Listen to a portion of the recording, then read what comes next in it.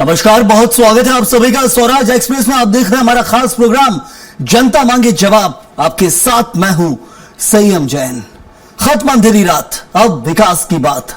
4 दशकों तक नक्सलवाद की आग में झुलसता रहा बस्तर आज एक नए मोड़ पर खड़ा है। केंद्रीय गृह मंत्री अमित शाह के ऐलान के साथ छत्तीसगढ़ समेत पूरे देश को नक्सल मुक्त बताया जा रहा है। सरकार कह रही है कि अब बस्तर में बंदूक नहीं, विकास बोलेगा। अब बारूद नहीं, बुनियादी सुविधाएं पहुंचेंगी। लेकिन क्या सच में नक्सलवाद पूरी तरह खत्म हो गया है? क्योंकि विपक्ष का दावा है कि बस्तर में विकास की नींव पहले ही रखी जा चुकी है। भूपेश बघेल कह रहे हैं 600 गांव को नक्सल मुक्त कर विकास वहां पहुंचाया गया। तो वहीं सीएम विष्णुदेव साय का कहना है कि अब असली विकास की शुरुआत होगी। सवाल सीधा है, क्या बस्तर में सच में अंधेरा खत्म हो गया या अब शुरू होगी विकास के दावों की नई सियासत? करेंगे चर्चा, लेकिन उससे पहले देखिए आप ये रिपोर्ट।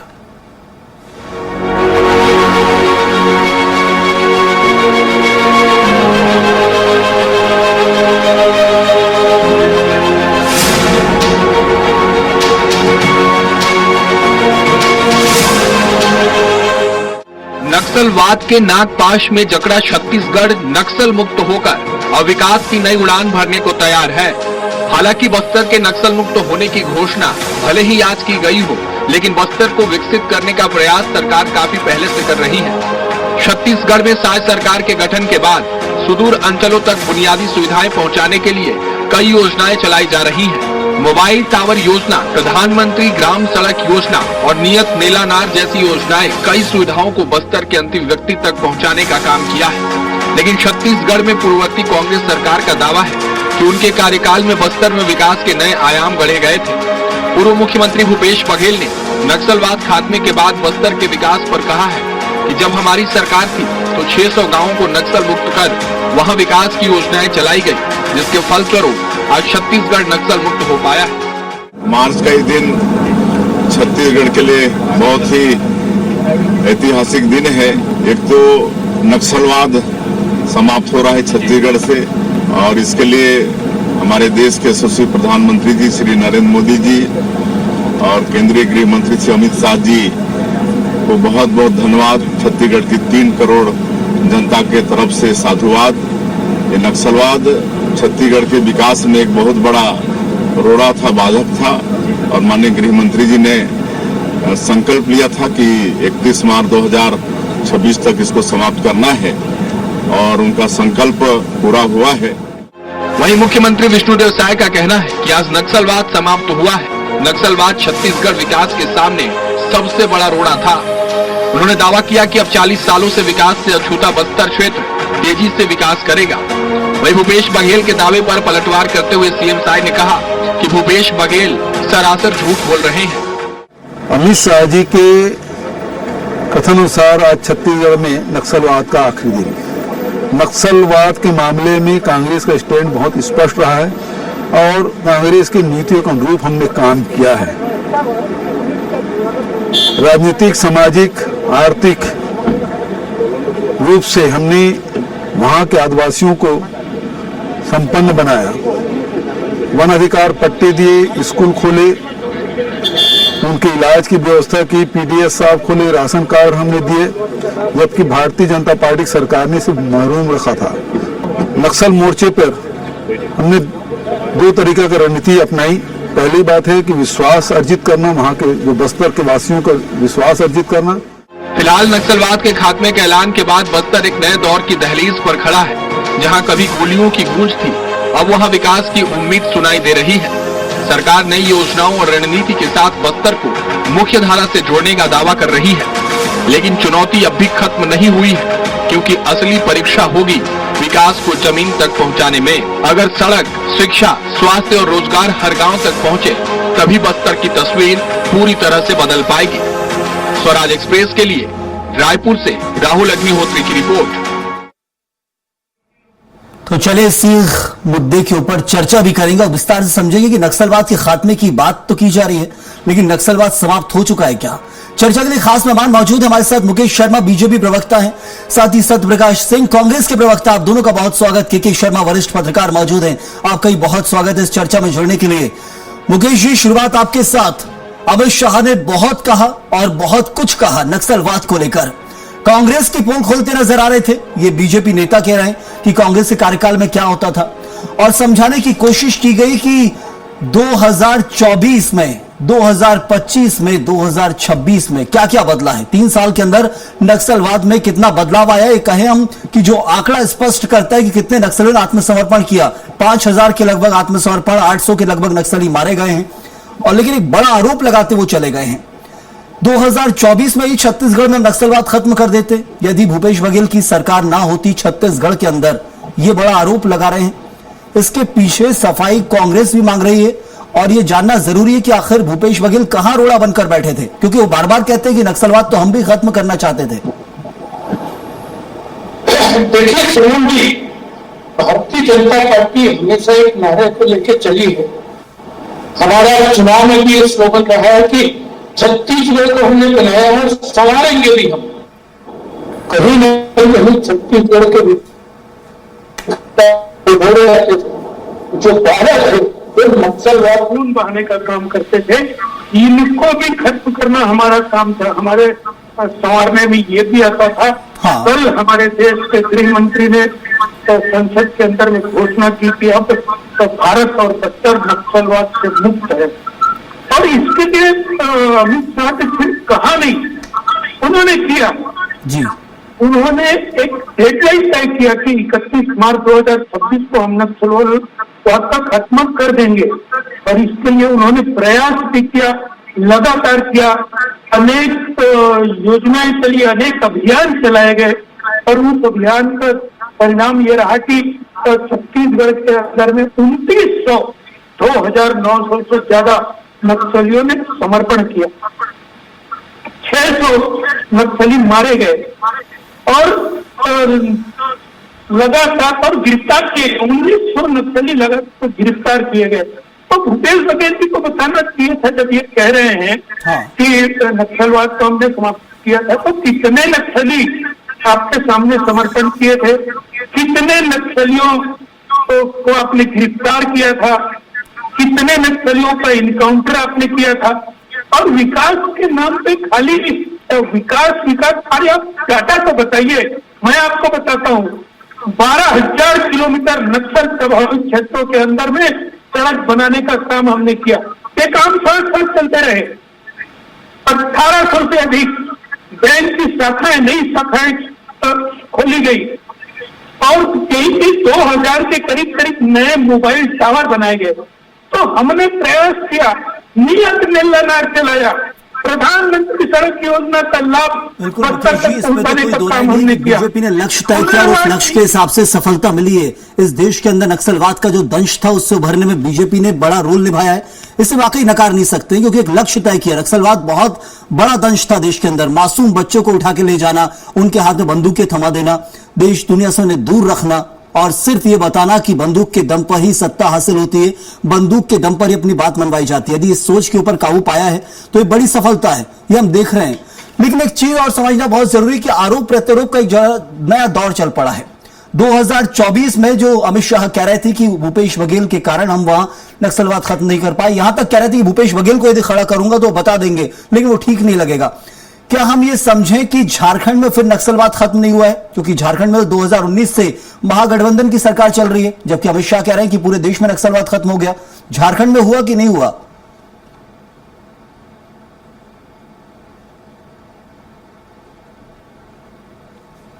एक 126 प्रभावित जिले थे, 126 और 2025 में जाके प्रभावित जिलों की संख्या सिर्फ 11 रह गई। अब उस 11 में से 70% नक्सल के अंदर नक्सलवाद से प्रभावित क्षेत्र थे, वो छत्तीसगढ़ में थे। जब भारतीय जनता पार्टी की सरकार छत्तीसगढ़ में आई तो उसको योजनाबद्ध तरीके से समाप्त करने का काम, नक्सल मुक्त करने का काम हमारी सरकार ने किया और उसके साथ साथ ऐसी पुनर्वास नीति लाई ताकि लोग आत्मसमर्पण करने की दिशा में आगे बढ़े। अब धीरे धीरे करके यहाँ पे कोई भी लड़ाका वाला नक्सलवादी नहीं बचा है। थोड़े बहुत यदि है भी तो उनको भी यदि वो विस्तार और गोली के साथ आएंगे तो तो उनसे बातचीत होगी, और नहीं आएंगे तो गोली का जवाब गोली से देंगे यदि होंगे तो। लेकिन समाप्त तो हो चुका है।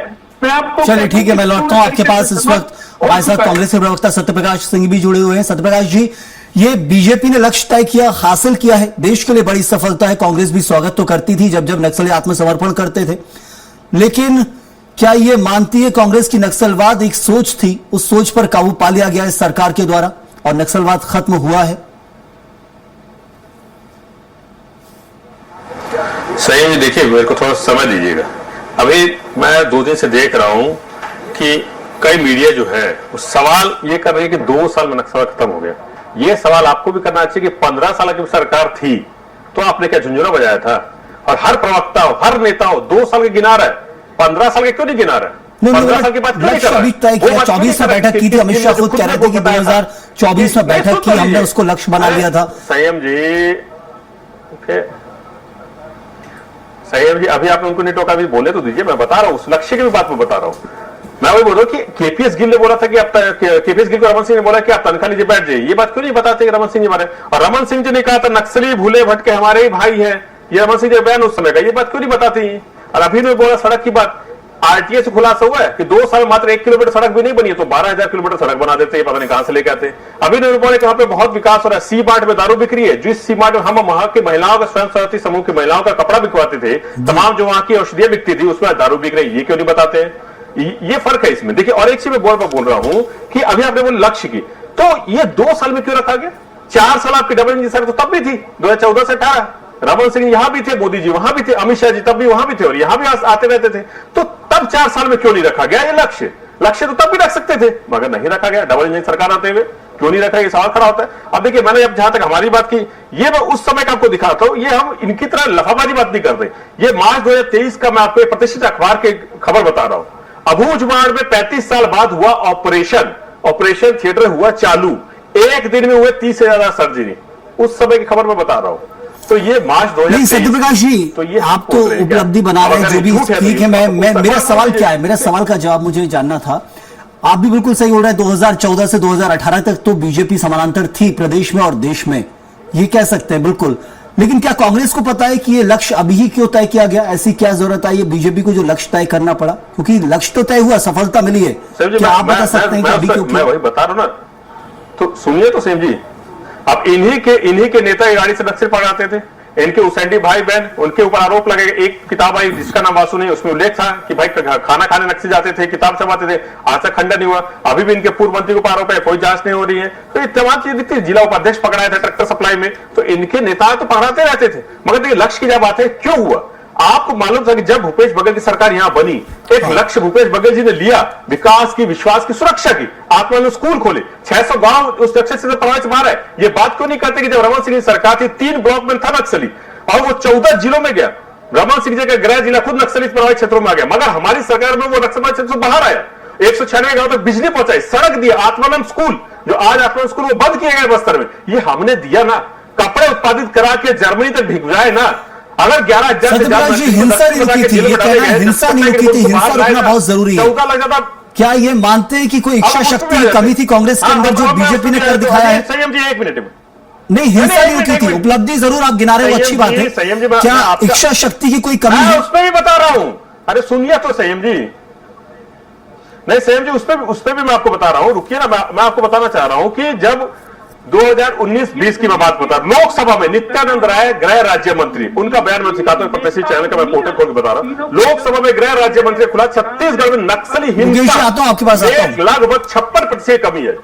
लोकसभा का बयान है। तो ये हम थोड़ी ना बोल रहे। और अमित शाह जी तो यहाँ शर्मा जी बैठे बताएंगे, अमित शाह जी कितनी बार मीडिया में आके बोले, जब आते थे हमारी सरकार थी कि लगभग 60% जो हमने कम हो गए हैं, ये तो मीडिया में आके बोलते थे, ये बयान सबको मालूम है। तो ये राजनीति करने की कि अपनी फिर अरे बिल्कुल, मैं आता हूं आपके पास। के शर्मा जी का आपने जिक्र किया, उन्हीं से सबसे पहले जवाब ले लेता हूं। मैं आता हूं आपके पास। बुराई मत कीजिए। के शर्मा जी, कितनी बड़ी सफलता इसे मानते हैं? क्योंकि बीते दिन जो अमित शाह ने बयान दिया, और अमित शाह संसद के अंदर जब बोल रहे थे, बस्तर को लेकर ही पूरी चर्चा चल रही थी, बहुत कुछ बोल रहे थे, बहुत बड़े आरोप कांग्रेस के ऊपर लगाए। क्या कांग्रेस ही दोषी है? ये माने कांग्रेस कार्यकाल में कभी नक्सलवाद से उभरने की कोशिश नहीं की गई? क्या ये बीजेपी, अमित शाह जो कह रहे थे वही सत्य है? क्या कुछ इसके पीछे कारण समझे? देखिए, उन्होंने कांग्रेस के भूपेश बघेल के 5 साल के कार्यकाल की बात नहीं की, पूरे कांग्रेस की बात की है। 1980 से जब से शुरू हुआ, 1970 से किस ढंग से इंदिरा गांधी के संबंध को लेकर के तमाम कांग्रेस नेताओं के, मनमोहन सिंह की क्या भूमिका रही, उस समय के गृह मंत्री की, चिदम्बरम, किस प्रकार की बातें आते रही, वो सब बातों को उन्होंने कहा।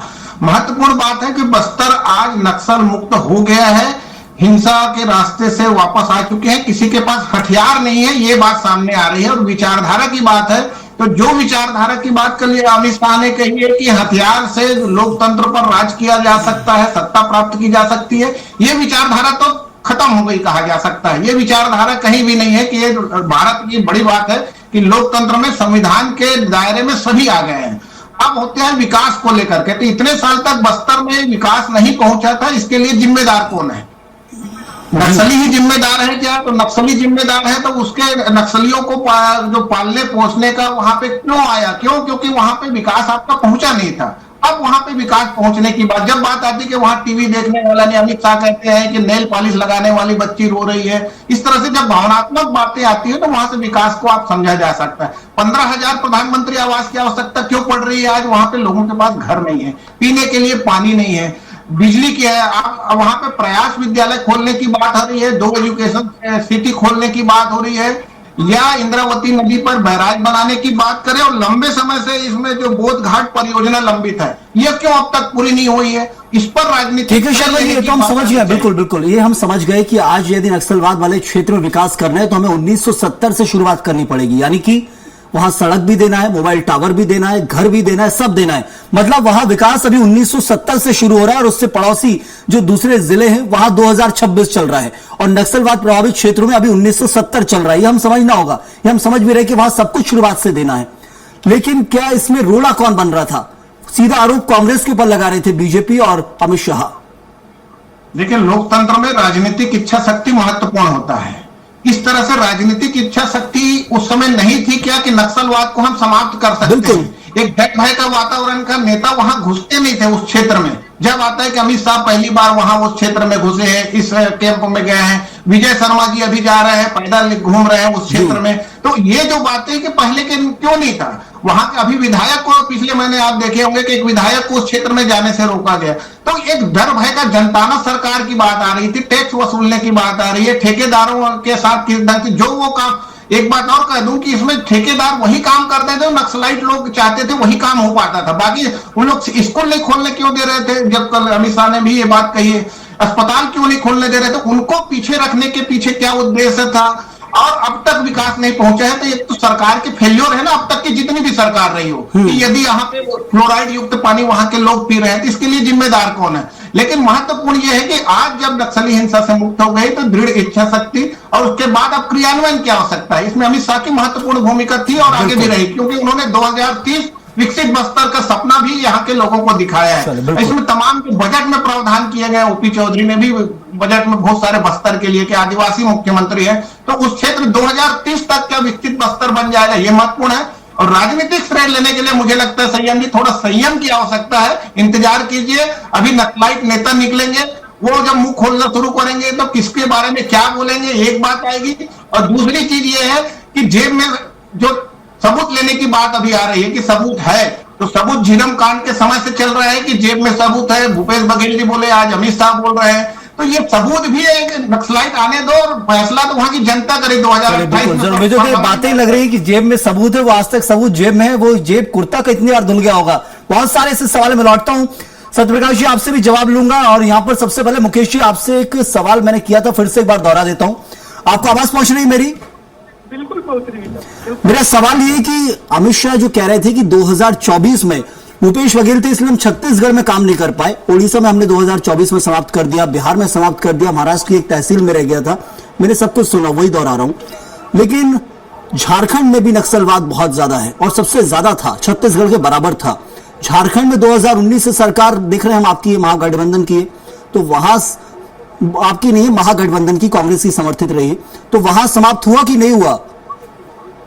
देखिए, निश्चित रूप से नक्सलवाद समाप्त हुआ है तो पूरे देश के अंदर में समाप्त हुआ है। तो फिर छत्तीसगढ़ में क्यों भूपेश बघेल को दोषी ठहराया जा रहा था 2024 तक के लिए? देखिए, 2024 में ही आप देखेंगे आंकड़े तो 53% क्षेत्र के अंदर भी जो तो कमी आई है तो माओवादी हिंसा में वो 2024 में ही आई है और 70% आप लोगों की मृत्यु में कमी आई है। तो कहीं न कहीं भारतीय जनता, मैं अपने आप को कहा ना, यदि आपको कोई काम करना है, यदि आपको नक्सलवाद छत्तीसगढ़ के अंदर भी समाप्त करना है, देश के अंदर भी समाप्त करना है, तो स्पष्ट नीति चाहिए, नियत चाहिए और नेता चाहिए। आपको राजनीति को दूर रख के आप यदि चाहते, यदि कांग्रेस पार्टी चाहती तो वो भी ये अपना डेडलाइन तय कर सकती थी कि हमको इस तारीख तक वहां से नक्सलवाद को समाप्त करना है। उसके लिए उनका क्या प्रयास है उनको बताना चाहिए। नक्सलवाद के समाप्त के लिए क्या क्या प्रयास कांग्रेस पार्टी ने किया है। अब जब नक्सलवाद समाप्त हो गया तो वही मुख्यमंत्री जो कहते थे झीरम कांड का मेरे पास तो मैं जेब में रख के सबूत लेके घूम रहा हूँ, उस मुख्यमंत्री को आप बताना चाहिए। योगेश जी मानते हैं कि राजनीतिक बयानबाजी थोड़ी सी आ गई थी भूपेश बघेल को लेकर, अमित शाह के पास जो राजनीतिक बयानबाजी उन्होंने कर दी, क्योंकि झारखंड में भी समाप्त हुआ है, वैसे छत्तीसगढ़ में हुआ है, लेकिन 2024-2023 भूपेश बघेल कैसे रोड़ा बन रहे थे वो हम समझना चाहता है, देश समझना चाहता है कि भूपेश बघेल से मैं बुलवाऊंगा, क्या बुलवाना चाहते हैं, पता तो चले देश को। देखिए, निश्चित रूप से उनकी नीयत नहीं थी, उनकी नीति नहीं थी। किसी भी छत्तीसगढ़ के अंदर में विकास हमारे वनवासी क्षेत्रों तक पहुंचे, ये उनकी यदि नियत होती, नीति होती तो निश्चित रूप से उस चलिए बिल्कुल, मैं आगे जवाब ले लेता हूं, समय बहुत कम है। नियत और नीति पर ही सीधे तौर पर सवाल उठ रहे हैं और इच्छा शक्ति का बड़ा सवाल है। सत्यप्रकाश जी मानते हैं इच्छा शक्ति की वाकई कमी थी और जो आरोप नियत और नीति को लेकर लग रहे हैं वो भी गलत नहीं है वैसे?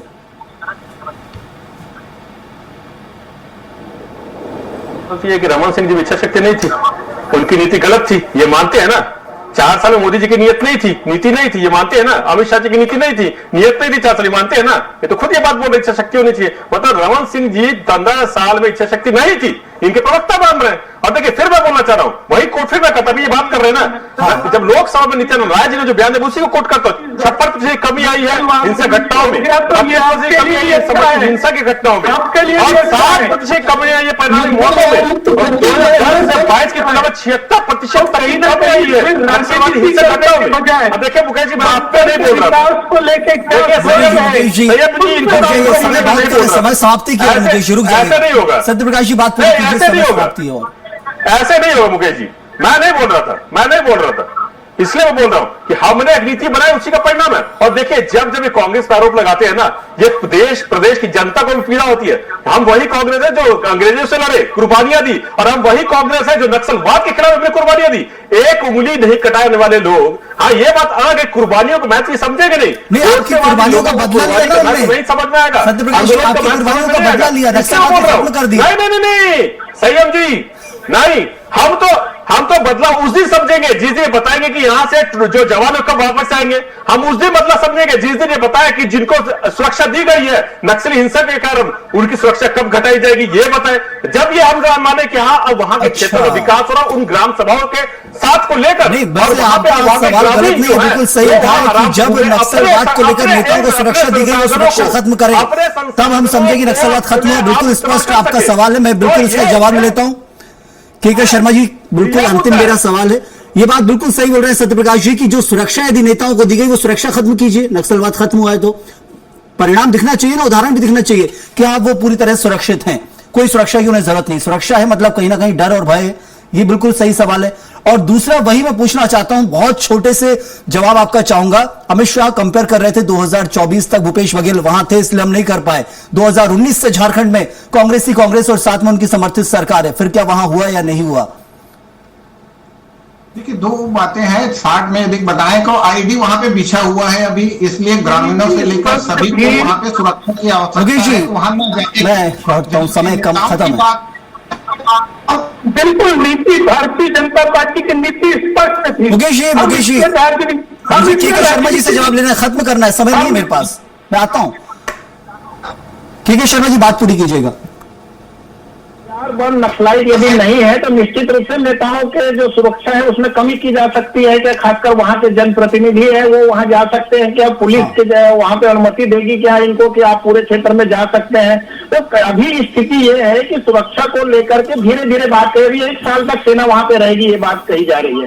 तो दूसरी चीज आपने जो कही है कि 2024 को लेकर के 2024 में कांग्रेस का भी दावा है कि हमारे समय में आत्मसमर्पण भी हुआ है, 1589 की संख्या बता रहे हैं, 589 ग्राम पंचायतों को हमने मुक्त किया, ये गांवों को हमने नक्सल मुक्त कराया, ये दावे चल रहे हैं राजनीति, श्रेय तो जनता देगी। लेकिन जो अमित शाह कह रहे हैं कि वो भूपेश बघेल की क्या जानकारी उनके पास है, क्या तकनीकी रूप से उनके छापा भी पड़ा है भूपेश बघेल के हैं या इंटेलिजेंस के माध्यम से क्या जानकारी, ये तो अभी सामने नहीं है।